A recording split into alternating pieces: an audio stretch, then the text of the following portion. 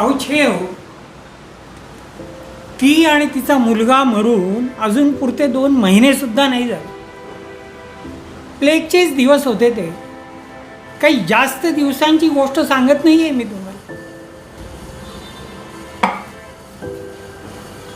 तिला स्मशानात एकटीला चैन पडलं नसेल म्हणून माझ्या दामूला घेऊन गेली असेल.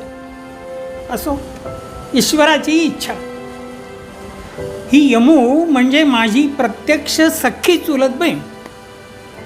ती प्लेगाने आजारी पडली आणि तिला वायू झाला अशी अक्षरं दामूच्या पत्रात दिसायचा अवकाश. हो ठीक आहे. मला जे काही रडू कोसळलं ते सूच नका.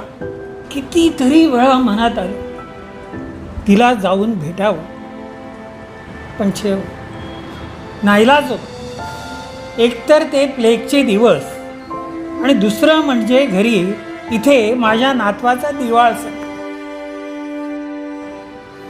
त्यातून पुण्यापासून मुंबईपर्यंतच्या प्रवासाची दगदग.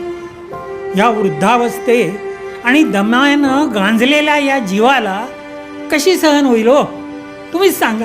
ते 2 दिवस माझा जीव अगदी काळजीच्या भोवऱ्यात सापडला होता. आणि पुढे काय? अहो, माझं प्रारब्ध.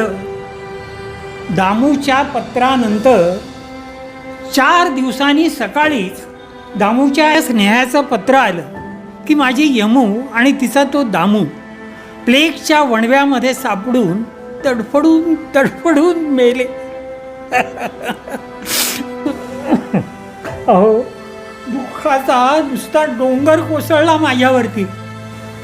पण पण पण तसाच अगदी धडपडत कसा बसा 4-5 तास मुंबईत जाऊन दामूच्या मित्रानं, मोठा सच्चा माणूस हो, यांचं जे काही किडूक मिडूक ठेवलं होतं ते सगळं इकडे घेऊन आलो मी. आता त्यांच्या घरादाराची, शेताची काहीतरी व्यवस्था मलाच नको का करायला? अहो, यमूचा मी एकटा वारस. त्या प्लेगच्या वादळामध्ये त्यांचा वंशवृक्षच कोसळून पडला हो.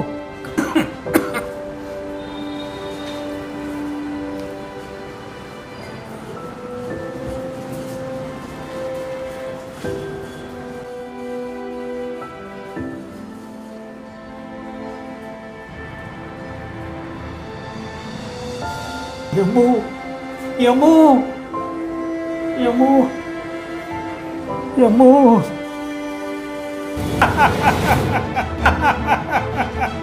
आता तुझी घरदारं आणि शेत माझ्या कब्जात यायला कोणतीच अडचण येणार नाही.